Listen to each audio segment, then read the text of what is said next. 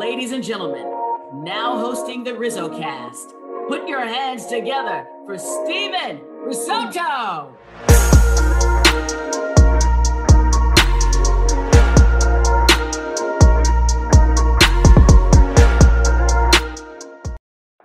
What's going on, everybody, and welcome. My name is Steven Risotto. I cover the San Francisco Giants for SF Bay, and I'm the host of RizzoCast, a podcast that features current and former big league players, coaches, fans, media, and others who are regarded as some of the brightest minds around the game of baseball. Today's guest is Justin Masterson, the former all-star right-handed pitcher who played in parts of 8 big league seasons, including 6 with the Cleveland Indians. After appearing in his final big league game nearly a decade ago, Masterson's focus is now on educating and mentoring, and he's currently involved as a high school baseball coach and faith-based spokesperson. We discuss keeping up with baseball today, his favorite teammates, hotel aliases, I've always wanted to ask that, being born in Jamaica, religion in baseball, playing for Tony Gwynn at SDSU, playing in Cleveland, pitching deep in the game, so much more. This is episode number 172, and let's get started. All right, and we are back with Justin Masterson, and Justin is nice enough to take some time and hop on the podcast. Justin, how you doing? Welcome. Hey, man, I'm doing great. Nice to see you. Absolutely. It's going to be a fun time. I know you're a busy guy, so I'm glad that you could take some time. I always enjoy starting podcast episodes out like this, and especially with former players. And, you know, you've been out of Major League Baseball for nearly 10 years, out of professional baseball for a little less. How in tune are you with baseball, like, at the moment? Do you know what's going on with the standings? Who's having, what kind of season? How in tune are you as a former player right now with the game of baseball? I am not super duper in tune. Uh, I mean, for me, even before I got to Major League Baseball, I didn't really like follow it hardcore. Like I collected cards back in the day and some other things, but wasn't like hardcore into it. And so now, like when I got away, I mean, I was probably a little like disgusted or like I wish I could still be playing. And so didn't pay attention a whole lot for a little bit, and then would sneak in every so often. But now it's just kind of what comes on. Slight disappointment. This is Sports Center used to do a really good job when I was younger, and they would just pop on all the highlights and they just come through and it'd be beautiful and nothing else in that. And they just don't do that as well anymore, in my opinion. And so it's unfortunate. So I'll try to get on MLB Network and catch some of the highlights, but that's about it for me these days. Yeah, no, Sports Center, there's none of that. I mean, I turned it on the other night, and yeah, I'm not one of the trash people in sports media. I'm trying to make it to and everything. Oh, for But sure. yeah, turning it on, it's just like there's no energy with the highlights. And there's the Sunday Night Baseball. I don't know if you saw this, but they promoted that they went to Safeco Field for the first time on Sunday Night Baseball in 15 years, and they made a big deal. Like, why is that being something that's promoted? Like, that's not something to be proud of. You haven't been to a stadium in 15 years and you do games every weekend. It's kind of sad. No, and I'm with you. I'm not trying to hate. I'm just going. It was something that I really enjoyed that I don't get to see as much. So I mean, every once in a while, I'll pop on. I got the MLB.TV app, and so I'll get on there. Sometimes you can see those highlights, but ultimately, I'll pop on a Cleveland game, listen to Tom Hamilton and my boy Jim Rosenhaus doing the radio. It's a good old time. Yeah, two of the best. And for those that have, maybe are not in the Cleveland market, they might have Sirius XM. Sirius XM is great for anybody trying to listen, in the car to different broadcasters, and Tom Hamilton and those guys is some of the best in the business. Another thing is, like, you're not even 40 years old yet. You look like you're in pretty good shape. Thanks. What, absolutely. When you watch baseball, and because some of the guys, tell me usually around spring training this happens. Do you still ever get the itch to get out there again? Does that ever go away? Like, at the very least, do you feel like around spring training you need to kind of like be somewhere and like you're not? Does that ever leave you? It's I mean, for me, I was healthy when I left the game of baseball. I left more for my family. Like I was on the brink of maybe having a chance to get back into the show. Decided to leave because I didn't see my family very much. And then I actually hurt my shoulder again after that. I was playing some basketball, go to block a pass. I think I re-injured my labrum. And so for the last whatever years, it hurts only when I try and throw a baseball hard. So I had no desire, but about the last year-ish, adjusted a few things of how I'm training. And I've been playing catch and going, okay, all right, maybe there is something left in this puppy. So my boys around here are trying to get me played in the local little old man's baseball league, and I'm like, nah, man, maybe it's time. I coach high school baseball, so I'm like, hey, maybe it's time to get out there and see what we got. I'm about the age for the Rookie, that movie or whatever that came out back in the day. I don't think so, but no, I mean it's you get to the point of time where I got so much going on in like a positive way. Like I'm not upset with it. Where coaching some high schoolers, hanging out with my kids and my wife, and helping out some nonprofits that when the time comes, you look at it, you're like, oh, I missed some of the travel. Like it was great being and going places. And my oldest, she's kind of getting to where she would like to do some traveling. So that brings some of it up. But as far as man, the grind of it, I don't miss it. It's okay. I'm doing all right now. Yeah. No, that's yeah, the local adult league. I mean, I'm sure they're gonna have you on speed dial anytime they need you. And would you ever play for the Savannah Bananas? Would that be something of interest? I mean, I don't know You what know, tricks you would do, but yeah, I'm not sure what tricks I got. I mean, I can dance a little bit, but that's about it. I mean, anymore, I just play a little church league softball, try and win some championships over there with a couple of my buddies. yeah, there you go. No, that works too. And we'll get into some of the coaching a little bit later, but you mentioned that you miss the travel, but you don't really miss the grind. I'm sure one thing you also miss is, just being in the clubhouse with the guys. How many of your former teammates do you still kind of check in on and maybe that are still playing, that you're friends with, that you're close with? What were those baseball relationships like to have, and what are they like now? Yeah, well, I'm probably just a bad person because I don't keep in great touch with just about any of the guys. It's like maybe once a year, send a little text, say, hey, what's up and what's going on. And I think most of the guys, as far as a significant level that I played with, are kind of out of the game. One of the tops was my boy Michael Brantley and Corey Kluber, and they kind of walked away maybe last year or the year before. And and so I sent a text here or there, maybe see him around, but it was always one of those. I think the blessing and curse for me is I had such a great group of guys back at home. So when I come home, it was like, oh, I got some people like even now, like coaching staff I'm on, just a great group of guys. So we spend a bunch of time together hanging out and doing stuff. So I mean, it's really just probably I'm a bad person. But I just I don't do it like if you're with me, we're together, and then I've tried to get better at like staying in touch with people who are not away, but I just forget. And so I say I'm trying to get better. But all the dudes are great. Like I'll speak to Joe Smith, where we share the same birthday, and I'll give him a text and see him every so often. Saw my boy Lonnie Chisenhall last year, and he keeps up with the boy Jason Kipnis, all these Cleveland guys and stuff. And so every once in a while I get a little tidbit. Shoot, somebody moved in here, Nate Spears, who we were spring training, minor league stuff together, and he happens to be living in the area now. So it's just a little bit of randomness when it comes down to it. Yeah, and Kluber and Kipnis, they're doing a lot of podcasting now. So there's a trend with big leaguers and doing their own podcasting, and there's a bunch of them. And um, you also played with Rich Hill for a season. Oh And yeah. well, Rich Hill played with everyone, so I guess that's Yes, maybe he not, has. that's not unique, but he was recently designated, by the Red Sox for assignment, but I think it's still impressive that he was 44 years old and topping out in the mid 80s and appearing into a game. I mean, how awesome is that to see, obviously you probably don't know him too well, but I mean, still seeing Rich Hill out there. I mean, guys like that, older guys still pitching. How's that? Well, let's just say this. I felt like so when we got together in Cleveland, I felt like he had been pitching forever at that point in time. And that was like 10 years ago, 15 years ago or something, and he And he was there. He's like, dude, I remember when you were pitching with the Cubs and big old curveball and that type of stuff.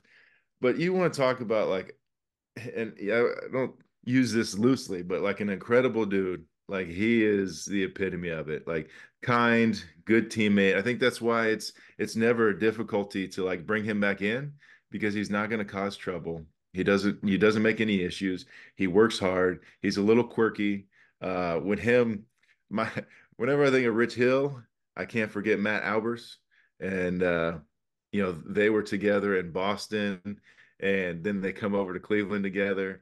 And you want to talk about just a really iconic, funny pair of people to piece up together.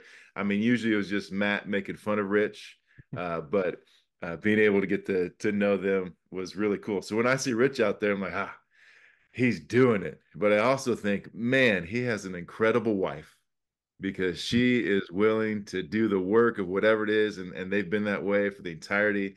She's like, honey, you go do it. You go fight, have some fun. I got this. And so, man, she's pretty incredible.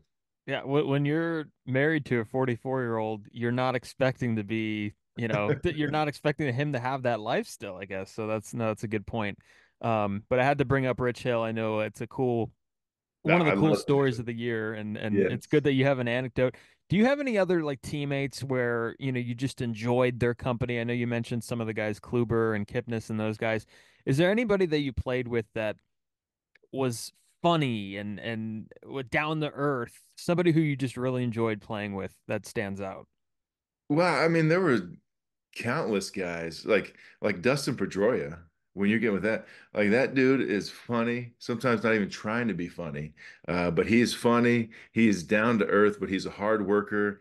And got to see like what I thought was cool with him was where he was in the game, in the game, in the game, and even as he kept on playing, like the way because of my values, I love family and faith and things of that nature, and so like seeing him like have some kids and appreciate the family more, but still putting in the same effort, but loving his family and being a great father and those, but still like the dude, I asked him a question one time and he's way shorter than I am. And I literally was just like, I was just trying to be like, hey, what did you say? But I think it came off of like, what'd you say? Because he looked up at me and he's like, hey, Masty, I'm sorry, man. Like I didn't mean to say anything. I was like, dude, come on, man, Peter, you try and kill me if we were coming at it. I mean, I'd probably get him, but they like this guy like Mike Aviles. I don't know if you remember him, but Yeah. Kansas City he came in. He was in Cleveland, was an incredible role player, but another guy who's just as funny as can get out, works super duper hard, and his best part of him, man, is he would just make fun of Nick Swisher like the entirety of the time. And what was so great about Nick Swisher is he would just wear it. Like for as much as he was, I don't think he'd been made fun of before, but like it at first it like upset him and then he just started enjoying it and we just had such a wonderful time coming together. I mean shoot, I was blessed to play with a lot of really really fun cool people because even gotta do like Corey Kluber, man, he is sneaky. He's the guy who like won't actually do the thing, but he'll be like, hey, uh wouldn't it be cool if we did something like this? And I'd be like, yeah, that is kind of cool. I'll go do that. And so then it's funny and it goes, but it was his idea the entire time. So he's just that guy in the background who's just moving these chess pieces just to have some fun with it and whatnot. But then another dude that you'll think about is Fausto Carmona, Roberto Yep. Hernandez Heredia. Oh, you talk about somebody who's always having fun, enjoying himself, even when he got ousted, as that's not his real name. And we were able to have three birthday cakes brought around because he was actually 3 years older, and we just kept celebrating. And he just took it so great, man. It was so much fun.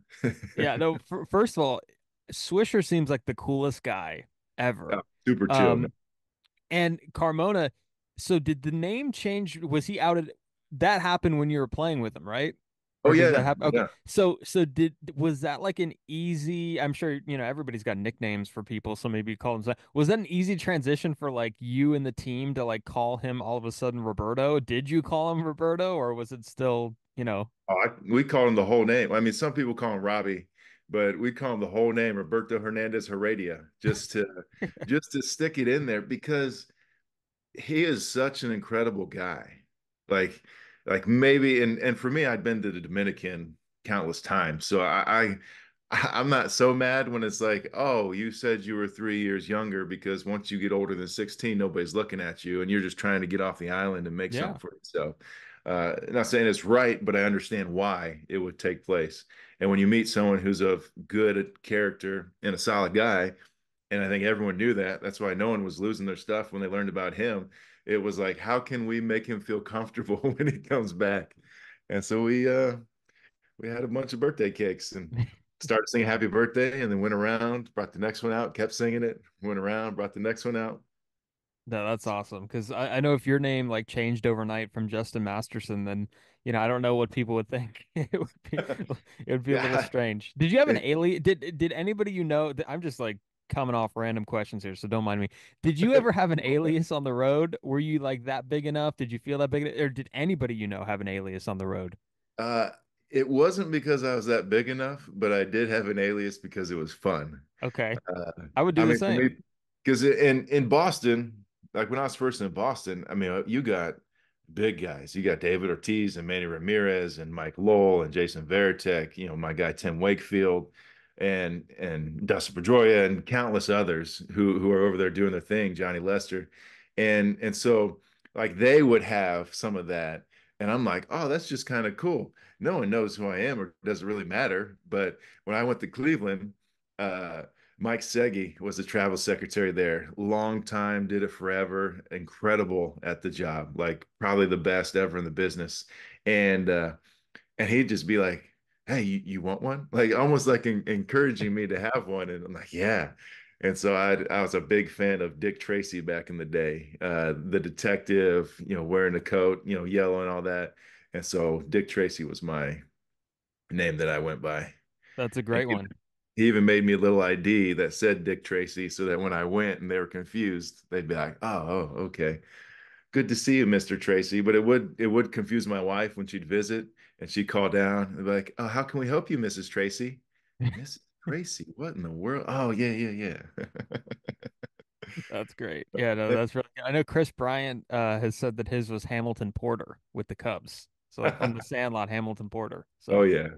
yeah, that should be a That's new great. question that I started. That just came to the top of my head. I was like, I gotta ask him if he's got an alias. Yeah, man, you got to put that in there. I'm sure lots of people had some really cool ones. Yeah, I gotta start making that a regular question, I guess.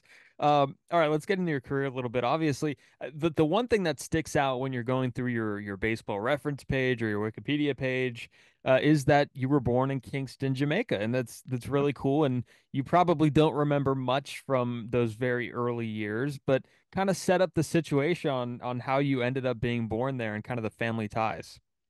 Well, I was made in America, but born in Jamaica. And so my dad had gone to school out in Jamaica at Jamaican Theological Seminary.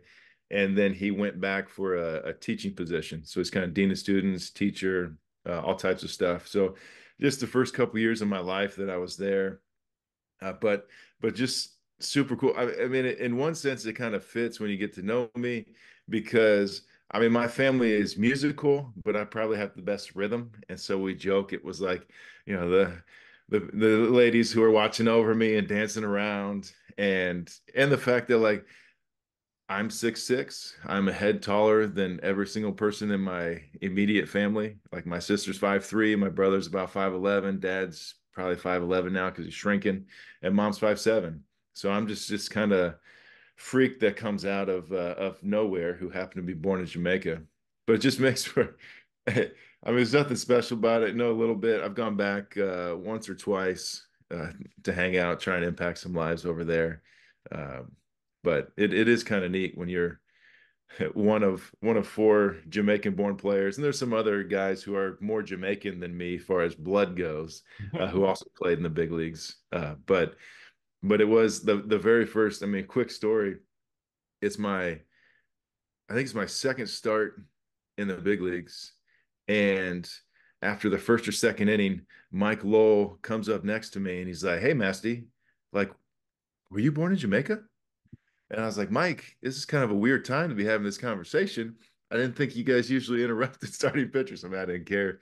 And he's like, well, the third base coach over there was telling me that he was expecting to have this big black guy with dreads out on the mound, and yet there's a white bald guy out there, and he's just confused. He's like, so were you born in Jamaica? And I was like, yes, Mike, I was. And then I give him what I just, talked about, where yes, both my parents are not Jamaican, they're American, but was born over there. And he's like, okay, well, it's cool, man. And then he went back on his So way. they all they're looking at the pregame reports. They only look at the writing. They don't. There's no pictures attached to those pregame reports, No, obviously. right, So, right. You know or else they would that. figure it out. No, that's awesome. And I think I saw that Devon White is another one from Kingston or who has Yep. spent time in Kingston, Jamaica. Um, but like I think you kind of answered this, but like you get to say that you were born in Jamaica. Like that's still pretty cool. Obviously, the made in the USA is a little cool anecdote to go with it too, and born in Jamaica. But that's something that Yes. you get to say and you get to tell people. So like if you ever have like a fun fact at a party and you're with people that you don't know and they don't know you could just say, "Oh, fun fact about me is I was born in Jamaica." Or like when That you're with is, the kids that you coach, right? That's a cool yes. little anecdote.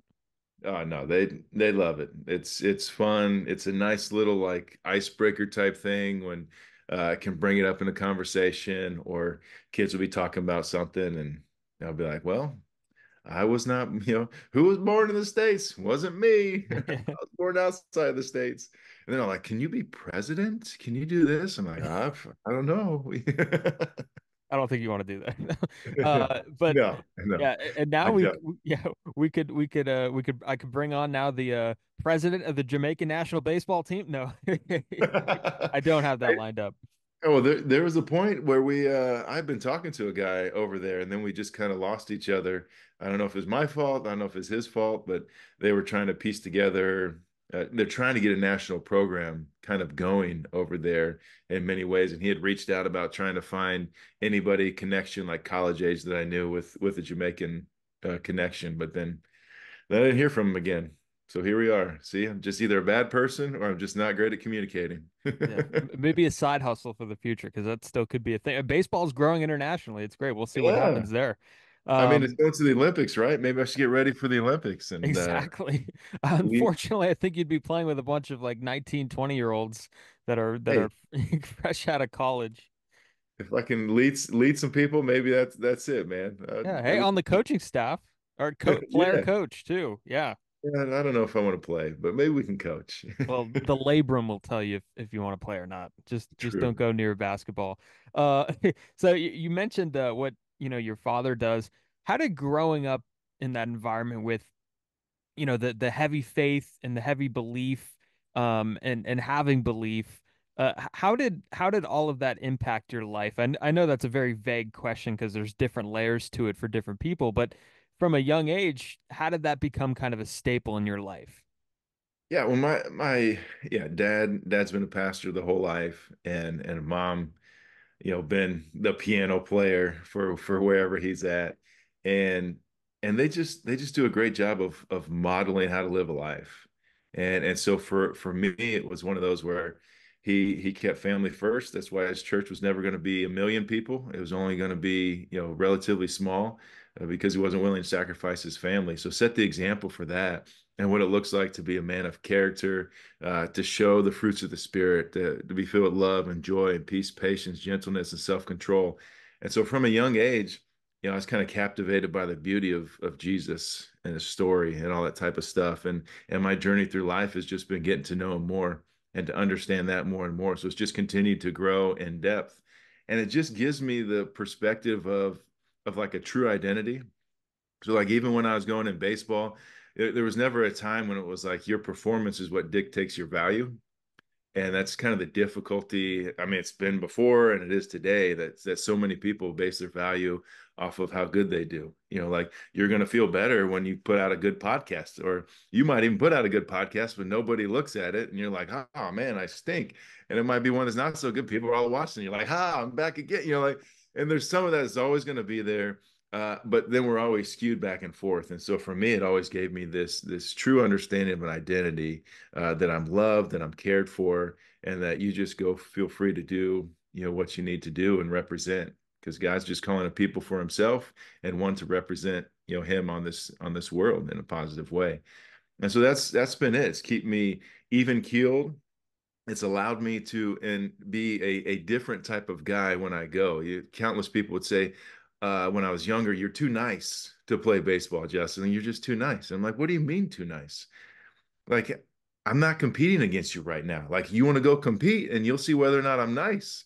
I'm going to play by the rules, but I'm also going to be competitive. Actually, I was just at a golf outing, a charity golf outing, and a dude was talking to me and he was like, hey, man, I played against you at Bethel College. I'm like, oh, okay, cool. He's like, yeah, you hit me on purpose. I was like, what do you mean? He's like, well, you were just, I mean, NAIA, just letting it eat and just mowing it by our guys. And he's like, you got me 0-2. You pumped the fastball down the middle and like I fouled it off. And then I kind of like puffed my chest out at you and kind of looked at you. And then the next ball you threw was 95 miles per hour into my ribs. I said, yeah, that probably was on purpose.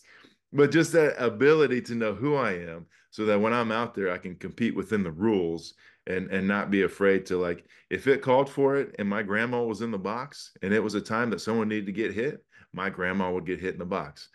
Nothing personal. I mean, I hit a lot of people in my career and no one ever tried to charge the mound. No one ever did anything. I mean, I did get fined a few times for hitting people on purpose, but that's just protecting your teammates. And I know it's not just all about hitting people, but for me, like, those are kind of correlated of how you can still be competitive and still be a man of faith and confident and still being able to live out the journey that you're called to be. Mm.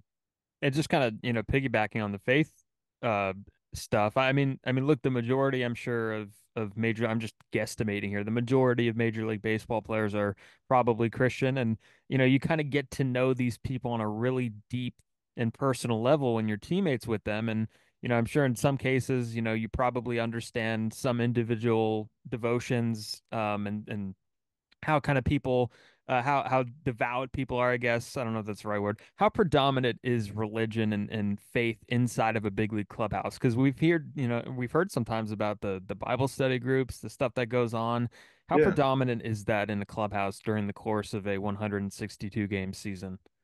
I'd say faith in overall sense is very big. Like, it's a part of it, especially like you get Latin America culture where faith is very intertwined with just kind of lifestyle and culture, and so you get a lot of that coming in through. I think you get a lot of guys who have a backdrop of some faith, but also had some hurt when it comes down to it, because you got chaplain that comes and put a chapel service on Sundays.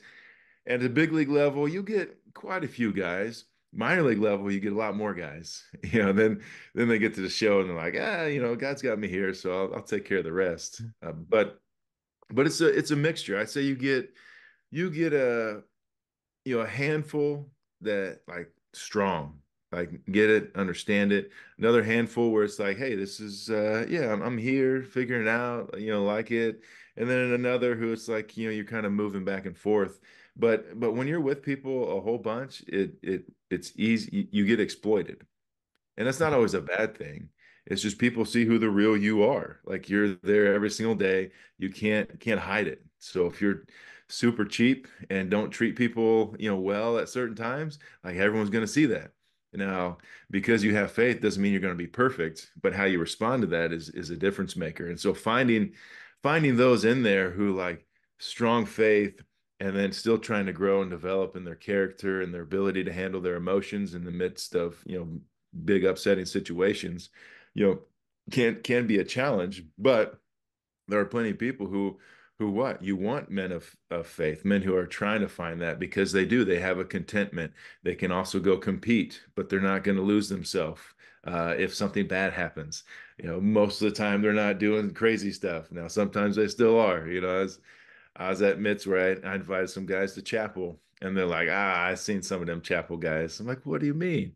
And there was a time when, some guys that, back in the day, they take that wedding ring off when they're on the road and go do whatever and put it back on. And, in that type of world, like that's not the style. Some people be like, oh, that's pretty cool, living the big league life. And it's like, yeah, if you don't value family and don't like to respect your wife when it comes down to it, I'm like, hey, if you want to do those things, don't get married. Like, even if you don't love Jesus, man, just don't get married. Uh, so you can go do whatever you want. But it is, there are countless people who are strong in their faith and competitors, and that's always fun to see and fun to be around. And yeah, I'm sure for me, I always could have impacted some lives a little bit more, but that's always the journey we're at. There's always something we felt like we probably could have done a little bit more, but God is faithful, and it was just fun to know you're not alone in the journey of it. But also each place is different, man. Like over in New England area, there's some intensity, faith in how it works. You got your little Bible belt that, who knows what, but everyone's just like, oh, you can talk about Jesus, okay. You get out to San Fran, your neck of the woods, you got a combo mambo of both. You got people super duper strong. People are like, I don't want anything to do with that. I've seen the craziness that comes. And so I love it. Like, I love it all. Just having those conversations with guys. I talked about how whether people love Jesus or not, you got such real conversations when you're sitting in a dugout. Like, you just get a guy, like, he's like, okay, I don't know much about this. We're going to talk. Well, this is what I believe. It's like, cool, man. And then we're actually having for me, I can have this cordial conversation with individuals in the midst of it. Not like most people, but I can do that. And so it's cool, man. I don't know if that answers the question that you were Yeah, going for. Not, absolutely. but Yeah, no, just the discourse. I've never asked about religion on this podcast, but it's a strong suit for you, and you're good talking about it. And I figured, hey, he's the right guy to ask. Um, and I guess moving to baseball. I mean, how did you get into the sport? Like, why did baseball become something you fell in love with? What point did you feel like it was something that you were good at? I'm still trying to figure a little bit of that out, because all I know is maybe it's because my pops wanted me to do something, but he, like, played some sports back in the day, like mom and dad did, but they weren't like hardcore. We got to get you into sports. But I did t-ball, and I don't totally remember it, but I would play on my sister, or wait, my sister would play down on my team. So she's 2 years older than me, and she'd play on my team, and she's too old for my team, but she'd play, and they would ask for my birth certificate. So I was a big kid for most of my life, and I don't remember this part, but my mom and dad said I would get so frustrated that in T-ball, like 6, 7 years old, these kids are not playing the game the right way. They're out there probably picking the dandelions or whatever, and I'm just frustrated. What I do remember is in T-ball is I would pull the tee up as high as I could and put the ball on. And then the dad, like behind, he'd be like, oh, son, you don't want it that high. And then he'd push it down. And then I turn around and look at my dad, and my dad was like, hey, just let him put it up there. And then I put it up there and whack, just crush some balls. Of course, as a 6-year-old. But that was where it began, because it was kindergarten, as crazy enough, is where I wanted to uh, play Major League Baseball and tell people about Jesus. That was the starting point of it all, was kindergarten. And I got these papers when I was young, and I'm like trying to like make my autograph. Of course, I'm just writing my name, but I'm trying to make my autograph. And that was, again, just kind of the journey. Kept playing, kept doing it. And, in seventh, eighth grade, there was a moment where I wanted to play MLB and in the NBA, which this is like what all kids want to do. But I don't know what it was. There was this for sureness that I had that this is going to take place, and I'm putting in the effort. And then I get to high school, and I don't know why people didn't hate me in high school, because they're like, oh, what are you going to do? I'm going to play Major League Baseball. So there must have been like a humility of some sort within there, where they just didn't just hate. But same thing going there, and then going to college, it was like, hey, I'm going to play Major League Baseball, and still all the while being present among every aspect of it. Played a little basketball. I probably loved basketball more than baseball, but I got better at baseball quicker than basketball. So if it had been reversed a couple years, now Not saying I would have made it to the NBA, but I would have done pretty good had I like put the same effort in that I put into baseball. But baseball was it, and it was fun. It was enjoyable. I loved playing. I didn't always love watching, but I loved being in there and playing. And I was a catcher, through high school, at least the early parts of high school. And so I'm out there just catching. And then eventually my coach was like, I started pitching well and throwing hard. And he's like, wow, we can't have you catching and pitching every time. But there was some cool parts where I would start a game, and then our catcher, who was pretty good, I think it's like my junior year maybe, he was our closer.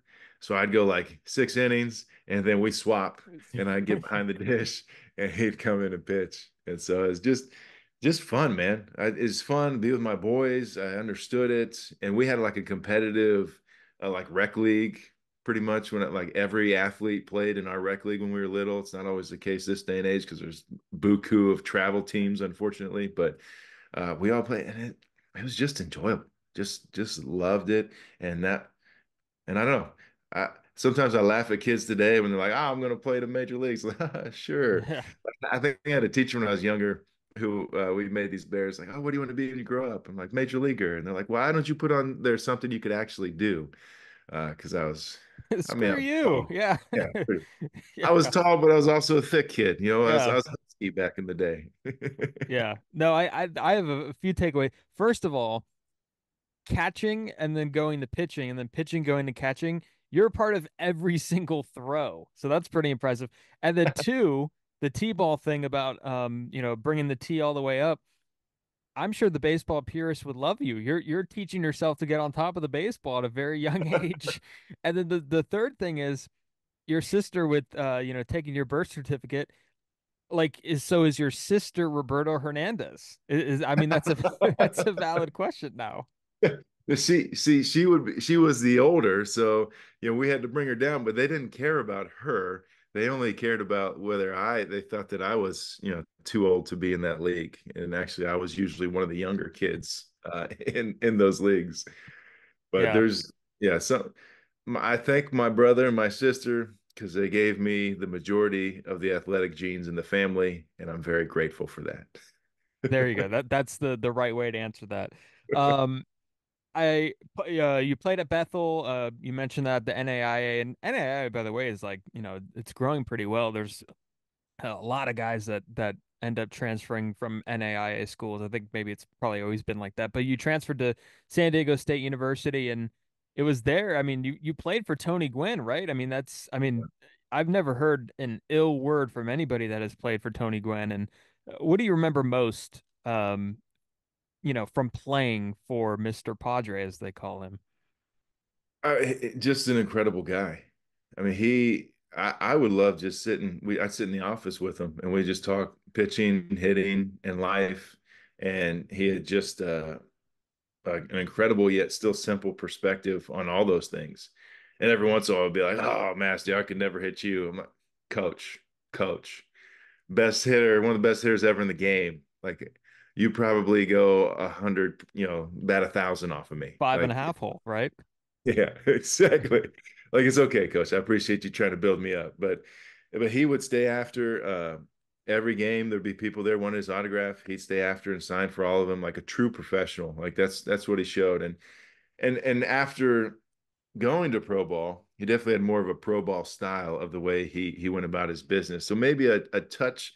The only thing I'd ever say like ill will about him, which is not ill, is he was maybe a touch soft when it came to some discipline Mm. with the college boys. Because not that I loved it or would want to do it, but we'd be doing some running, and he's like, all right, that's good," and I'm like, "Whew, I don't think they figured it out yet, coach. I think we needed a few more sprints, but hey, man, you got it." And he was there with Mark Martinez, who I think just stepped away last year or the year before, and he was a good program, but just incredible dude, fun to be around, always there. Of course, he looked like a little when I first got in there. I mean, I knew his voice, but when I first got into the first team meeting and he gets in there and he starts talking, and I started laughing at first, and no one else is laughing because they've been hearing it. And I was like, Mhm. it truly is. This is what it is. It's so cool. I'm here.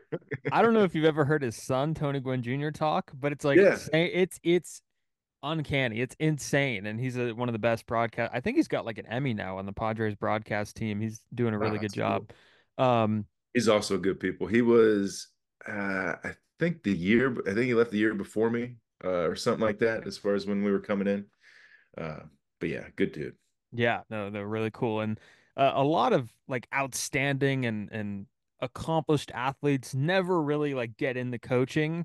And I'm talking like really accomplished, like Tony Gwynn level accomplished, and maybe they don't have the patience, maybe they don't need the money, maybe it's usually not something that intrigues them. They got other stuff going on.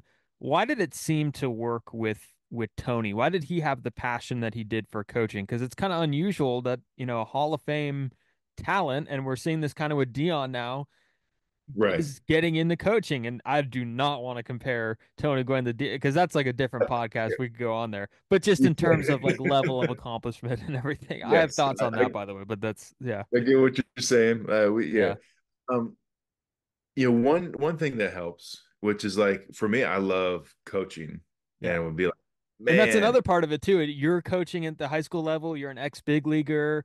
I'm sure there's some patience that has to go into that.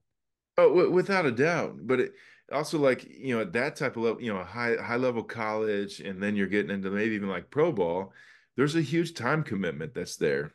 And Mm. so for me with like young kids still, it's like as much as I like to do it, like maybe I try and figure out how to work it in. But it's not at the forefront. Like it's like, hey, someone really wants me around. Maybe I'll, try and figure it out. But at the high school, I get freedom to mix and match. It's not as much time to go.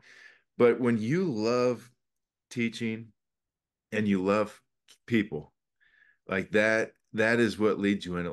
Like Coach Gwynn loved people, love being around the kids, love. I mean, Ryan Howard would be coming in, during the season or I mean, it's be before spring training, but you see him walk in, and there'd be some other guys where at the time I didn't really know who they were, but big leaguers who are coming in and just doing some hitting with Tony, and they're around the cage, and I'm just trying to like poke my head in and like listen to what they're talking about. But like that type of stuff, I mean, kind of what you got from the beginning, that camaraderie, hanging out together, you kind of still get that feel when you're with a team of guys who like to be together. And he was a great teacher and communicator, but also very difficult. A lot of those guys were really, really good.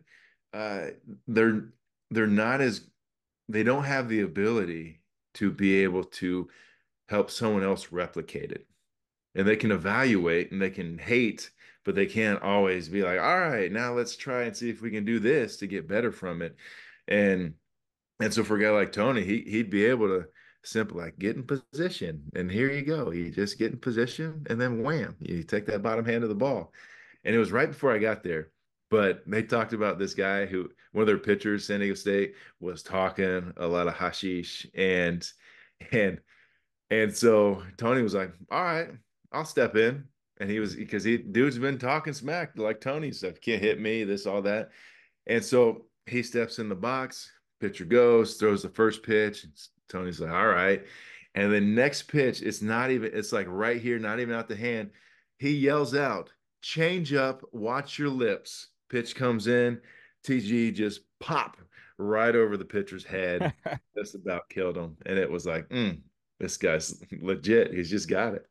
And Yeah. so those, and dealing with that time with the family, all those different things that you're trying to navigate, where sometimes it's like, yeah, you have to have a guy like, Scott Brocious, who was coaching for a long time. He maybe still is, I don't know, but like a solid individual who wants to impact young lives in a positive way. Here we go. This is a great opportunity to do it, where you can help them as an athlete, but then also help them as a man as they're trying to develop into life. Yeah, no, absolutely. That's a really good way to put it. Few more here. I want to kind of touch on pitching before we wrap up. But I do want to ask, what did you like most about playing in Cleveland? Because I think it's a very underrated sports market. There's sports in Cleveland. There's the Cavs. There's the Browns. There's obviously well, you played when they were the Indians. Right. What did you like most about playing in Cleveland and playing for that fan base? I enjoy, there's a mixture of lots of things. we had a really fun team to be around because it was young. So we were growing together to like understand. I'm kind of taking a little bit of what I learned in Boston and trying to incorporate some of that, as most of the like veteran guys that kind of left. So trying to rebuild the culture collectively as a team, as a bunch of young guys, with a few veterans and Travis Hafner and Grady, sexy Grady. Ladies love Grady Sizemore. And so that was really fun.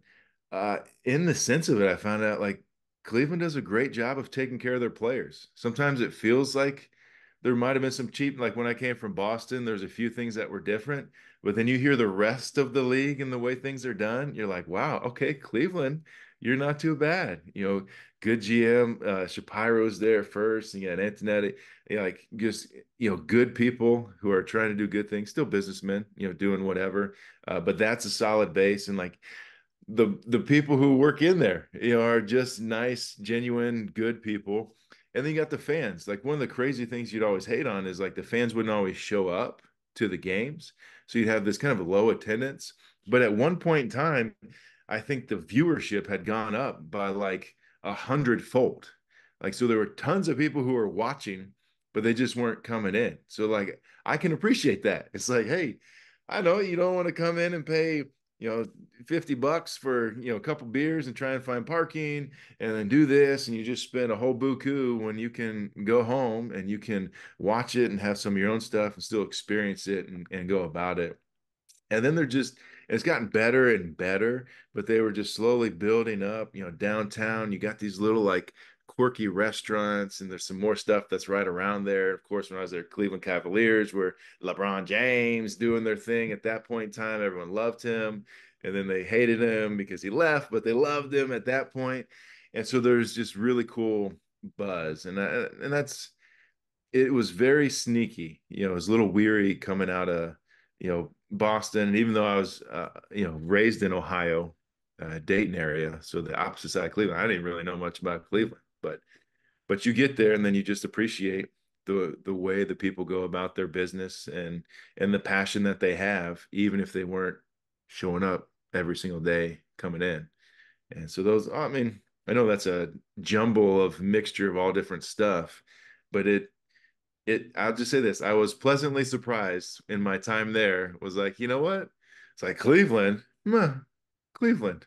It's actually reminds me of I went to the Cape Cod League uh, after my sophomore year of college, and the host family I'm staying with is he just looked at me. He's like, Bethel College. And he's telling me about this dude, good old Jim and Linda, like the best people out there, had such a good time. But Jim's just like, Bethel College. And then he's telling me about all the other guys that he had, and they're getting drafted here. And then by the end of the summer, I was a closer, and I was just slicing the dice, and he just kind of gives the Bethel College. Okay. So that's kind of the way it was for Cleveland. It's a little hard at first, especially what we loved in Boston, and then it kind of grew on us. It was a pretty cool place. Yeah, and I think you had a postseason appearance in Cleveland, and then I know you had obviously the postseason appearance in Boston, but the postseason appearance in Cleveland, and then it's crazy. Like you leave, and then they're like perennially in the postseason. It's like what the hell? Like what happened? So, um, I That's, mean, that's what I you gotta be somewhat bummed that like Kluber. Obviously, it's great to see him leading the staff and all those guys, but it's like, damn, wish it could have happened a few years earlier, huh? Yeah, but I think that was the and I think we knew it. Honestly, it would have happened 2014. Yeah. We would have been better. But 13, I had torn my oblique, and I thought I was more healthy than I was. And because of that oblique, then my shoulder started, having some pain. And so in 14, like I wasn't the same pitcher. And these boys are trying so hard, Kluber and Tomlin, Josh Tomlin, and them, like they're trying to figure out like, Masty, look at this video. Do you see any difference here or what this? And I'm like, I'm not seeing it. A lot of it was I'm just missing out on strength. But if I did half uh, of what I had done in 13 and 14, we would have we would have easily at least been in the playoffs. I can't say how far we would have gone, but if I'm semi-healthy and we're doing that stuff, and I'm not saying it's just me, but that would have helped set a tone because I was just kind of bringing us down. Of course, then I get traded away and stuff, but. Um, that was hard. that was one was, we could have been there. And yet I still go, hey, I feel like I had an opportunity to impact their lives in a positive way. Corey Kluber, when he first came up, and he was just okay and gets sent back down, and then he comes up and he never looked back after slicing and dicing, and just like I said before, a really neat group of guys to be a part of, who in a real way we really enjoyed being with each other, and that made it a lot of fun. And I think that building of culture, I'd like to think, continue to help them be able to have success. Yeah, probably built that foundation. Maybe. So I mentioned I wanted to go back to pitching real quick before we wrap. You are a 200 inning guy a few times. I think there's a over 190 inning season in there too. And there was there's this trend in baseball. It's not even a trend. It's a mainstay at this point. It's way past a trend.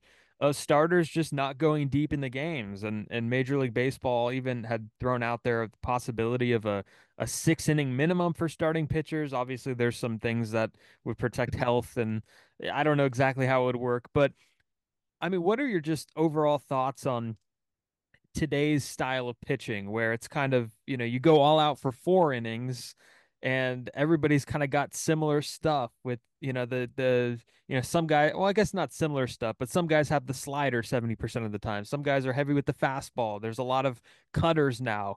Just overall, really big picture pitching. Like, what do you see from starting pitchers that's different from when you were playing? I mean, that's a Uh, loaded question. I mean, you could pick from yeah, the buffet. yeah. I mean, some of it is you get what you put together, Mhm. and so as you preface it, like, oh, what's different with starting pitching? Well, it's how they're utilized in one sense, because you're not looking. I mean, the theory was starting. Oh, our bench coach, who was in Cleveland, he got fired from his spot because when he was as a manager in Houston, Brad he Mills. Yep. yeah, and he he came over to Cleveland. Let's just say this: he came over to Cleveland when he first came over, and he goes, Masty, if you were at 58 pitches and in the fifth inning, and I pulled you, what would you do? And I'm like, Millsy, I don't know if we'd still be friends. You're hitting them Like, with the pit. Yeah, you're putting him in the box and you're drilling him just like you would drill your grandma. Yeah. I'm just saying, man, like if we're playing this game, we're playing this game. And he goes, but that's the philosophy of it. It was getting to the third time through a lineup. And so that theory was already there. Third time through a lineup, making it hard. Now, I'd like to think myself, and maybe numbers back it up, maybe they don't, the more, there's still a point to it. But as I went through the lineup, I felt like I got better against hitters. They would more likely have success early on, and then later on was more difficult for them. And and I don't think that that's always the case these day and age. But if we know mentally the way you say things to yourselves, and now you hear everyone else saying these things, even if you try and combat it, it's like, oh, I can only go this, I can only go this. I mean, I think it was maybe beginning of this year, maybe the Seattle guy who they put him back out. Maybe it was last year, put him back out, and then he's like, he overheard going like, "Oh, I shouldn't have been out there anyways," and then he like apologizes because, but in his mind, and I'm not mad at him because I get it. Like someone be like, "Oh, you're soft and all this." I go, "No, you've been conditioned. This is what it was." And so you're not thinking like my guy Roy Halladay, who I looked up to, who he was going 7, 8, at least 7 or 8 innings, no matter how well he pitched. Like that was his goal. And so I took it from him, was like, man, my goal, because my career was bathed in inconsistency, um, was just like, I'm gonna try and get out there for 6, 7, 8 innings as best that I can, no matter how bad it is. How can I make the adjustments to get it to work? But you get a chance to make it work. And so you got such good bullpens, and if we want to go philosophical on it, and I won't go too long-winded on this, I promise, but they're the bullpen guys are not as valued in certain ways because, to your point, they have a lot of similar characteristics, and you can just okay, I'll just bring him. Every So year it's a different bullpen. so Yeah. let me use and abuse them Hmm. without fail, without thinking. Because why? Because I can get them in there, and for one season, I can get 60, 70 innings out of a couple of these guys. So I don't need my starters to go any longer. So I can put a bullpen guy in here to kind of bridge the gap And we can do that at least for a year. And then, like I said, yeah, we'll just shift it next year and bring in a different guy who will probably do a similar type of thing. I don't care that I ruined his career in the overall sense, but that was one thing. Like, guys did a really good job, and I know GMs are, have more of an opinion on things, but like Terry Francona ran a bullpen very well. He wasn't trying to use and abuse guys until you got to a point where it's late in the season and we're trying to work into the playoffs. My guy Manny Acta, who didn't love him the most as a manager, but one thing he did do well is he ran a bullpen really well, and he tried to put guys in a position to have success. And now it's just more, oh, let's take him out, get somebody else in. I mean, you saw my guy Kevin Cash when he takes out Blake Snell and brings in the bullpen. And I know that's a big one. And Kevin, he knows the numbers, he knows the things. He caught my debut, so I love him to death. Uh, but there's that mixture of numbers and feel. And if you go numbers, hey, he's sold out to it and he's on to it. But then every once in a while it bites you in the butt. And on the reverse, though, it can have the same feel where for Brad Mills, dudes at 58 pitches, 5 innings, puts them back out there. They give up the house, and Yeah. you just can't script it that type of way. And and so I know that that's the way that things are moving and a grooving.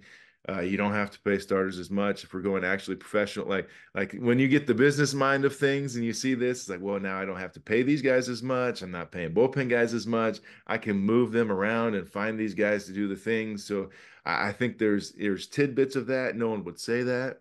Well, I'm sure people are saying that, Yeah. but like, they're not going to come out directly and go in that type of way. But that is still a part of it. Like the game changes, but it's still the same. It's like generations, they change, but they're still very similar. Be like, oh, kids these days. It's like, yeah, but they're still doing the same thing that you were doing when you were a kid and that people got upset with you at. And those same old people were saying the same thing. So though it's slightly different, it molds and shapes back. Like we're gonna have some more sinker ballers in there pretty soon. I have no doubt because we want to get some movement back because all these guys riding the ball up, hitters are riding the ball out, which is great for offense, but not always so great for pitching. But I'll leave it there. If you want something more, I can keep on going. But Well, we gotta have you back on to just go. Just I'll just let you loose. But I was thinking about Kevin Cash and like a lot of the managers and coaches in today's game, like are your contemporaries. You played against and with a lot of these guys that are coaching in baseball, and like there's something in my mind that I always think like Kevin Cash, like no knock on him at all, but like and I know it's coming from upstairs too, and I know the philosophy, but there's got to be something in like his mind and Aaron Boone's mind and some of these managers' mind where it's like,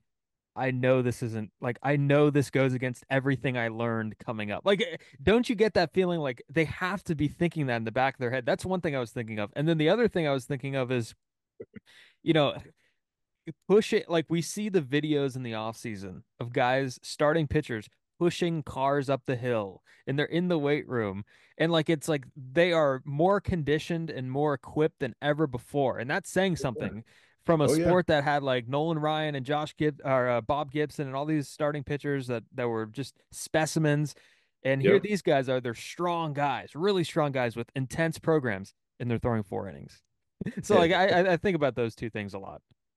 And it's disheartening. I mean, if they don't know it, but it is. It's kind of disheartening in the thing of it because that was like inconsistency wise. If I can get to the sixth inning, hey, I've done my piece to help my team. Like, hey, we got a double header. I'm going to try and push this as far as I can so that the bullpen doesn't have to get worn out. Because in my mind, I'm thinking about those guys too, so they can have the best opportunity to be good. But there is a part of it. I mean, there's a reason my guy, Sandy Alomar Jr. has never been a manager. One of the most qualified candidates out there. Yeah. Yeah. And I love him to death. He is an incredible dude, like fun to be around. And he does what he does really, really well. And he managed, stepped in and managed for like a week or two to end the season. And he's just good people and understands the game incredibly. I mean, it's part of the family lifestyle that he has. And so it's just, but there are reasons that he probably wouldn't sacrifice certain things in order to be in certain spots. And so he stays in the role that he has, but super duper qualified. And that doesn't take away from anyone else who's in there. It doesn't mean everyone's doing those things. I mean, you got to listen to your bosses and you got to do what feels right. And if not, you may not have a job. You may have a job. I don't know, but it's intriguing. There's lots of Yeah. numbers. It's hard to mold because I'm not a like, oh, let's just old school do it like this whatsoever. But it's also like these numbers come in. But I know if we look at every other thing in life, if you have someone who's experienced in what they're doing, there's this flow, there's this feel that they can have in an understanding of why you want to have them, not just because they can read numbers well, but because they can understand. They can have a feeling where they're like looking at something and be like, yeah, I'm not sure what it is, but I know something's not right there. And then you see the numbers and you're like, oh, okay, this is exactly. That's what I was talking about. See, I Yeah. couldn't quantify it at that moment, but now I know that this is it. But always those numbers don't qualify. Like shoot, I remember someone brought me a number one time that was like, so at home, Justin, in the first inning, you have a 6 ERA. And on the road in the first inning, you have a 3 ERA. What do you think that says? I'm like, I'm not sure because I know that overall I have a 3 ERA at home and I got a 6 ERA on the road. So I start off well on the road and then I stink later in the innings and I slow at home. And, it's like numbers can be moved to Yeah. tell whatever you want it to tell at certain times. But I Yeah. also do love and appreciate numbers in the midst of that. So it's a fun navigation.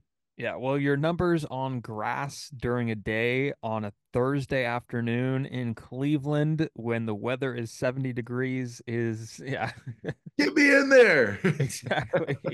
Exactly. Last thing here, what are you up to now? I mean, we kind of touched on it. We kind of mentioned that you're coaching high schools. You're coaching high school. You're spreading the word about Jesus. Like, what are you up to now? What does Justin Masterson's days look like these days? Yeah.